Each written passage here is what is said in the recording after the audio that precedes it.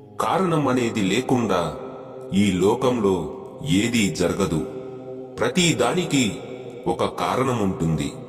మానవుడు ఇప్పుడు అనుభవిస్తున్న సుఖాలకు మరియు దుఃఖాలకు పూర్వజన్మం యొక్క కర్మలే కారణం. ప్రతి జీవి జన్మించడానికి ఒక కారణం ఉంది. ఆ జీవి అంతకు ముందు చేసిన కర్మఫలాలే. చెడు కర్మలకు ఫలితం పాపం, పాపానికి దుఃఖం. మంచి కర్మలకు ఫలితం పుణ్యం, పుణ్యానికి సుఖాన్ని అనుభవించాలి. వీటిని అనుభవించడానికే జీవి మరలా జన్మ తీసుకుంటూ ఉంటుంది. ధనాన్ని ఎలా సంపాదించి పోషిస్తున్నామన్నది ఎంతో ముఖ్యం.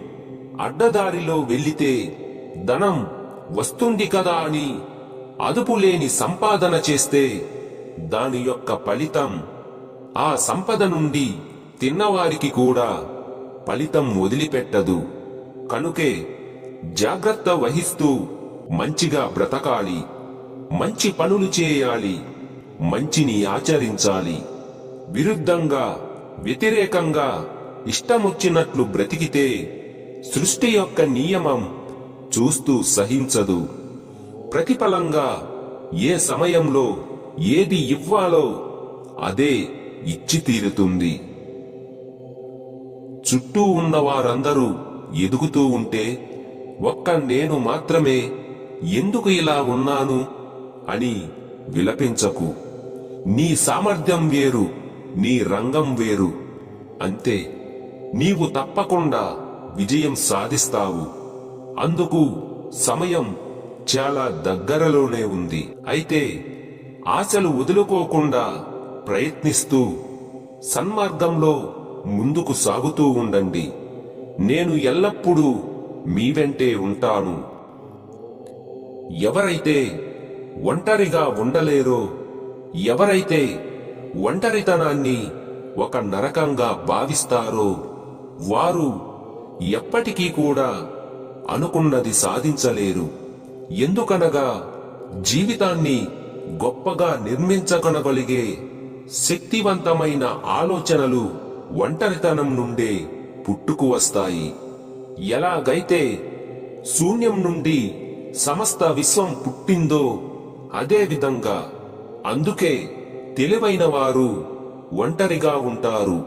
అలాగే మనిషికి జ్ఞానం పెరిగే కొద్దీ మాట్లాడడం మానేసి మౌనంగా ఉండడం నేర్చుకుంటాడు.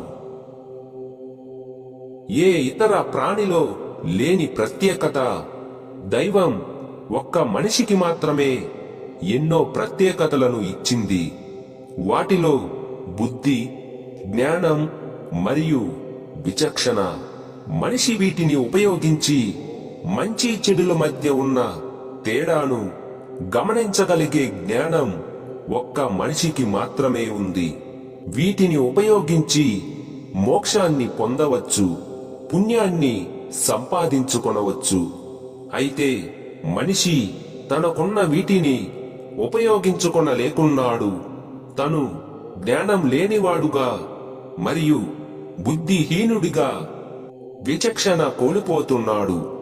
తను చేసే కర్మలను బట్టే రాబోయే తన జన్మ ఆధారపడి ఉంటుందని మరచి చెడు కర్మలను ఆచరిస్తూనే ఉన్నాడు. నీ మనసు కలత చెందినప్పుడు, మీరు పడుతున్న బాధ భరించలేనిదిగా మారినప్పుడు నీ మనస్సు యందు నా నామాన్ని స్మరించు. ఎలాంటి క్లిష్ట పరిస్థితుల్లోనైనా నేను నీ యందే ఉంటాను. నీవు ఏ విధంగా ఆలోచిస్తే అదే విధంగా తయారు అవుతావు. నీ భావం ఎలా ఉంటే నీవు పొందే అనుభవం కూడా అలాగే ఉంటుంది. నీ భావాలు దుర్మార్గంగా ఉంటే ఎదుటి వాళ్ళందరూ దుర్మార్గులుగా కనిపిస్తారు. నీ భావాలు మంచివి అయితే ఎదుటి వాళ్ళందరూ మంచివాళ్లుగా కనిపిస్తారు. గోరంత పనిచేసి కొండంత ఫలితం కోసం ఆశించి ఎదురు చూస్తే లేనిపోని దుఃఖాలు చుట్టుముడతాయి. ఆశ ఉండవచ్చు, కాని అత్యాశ తగదు. దేనికైనా నీ శ్రమ, నీ యొక్క శక్తే మూలం. నిన్ను మించిన శక్తి ఈ విశ్వంలోనే మరొకటి లేదని గుర్తుంచుకో.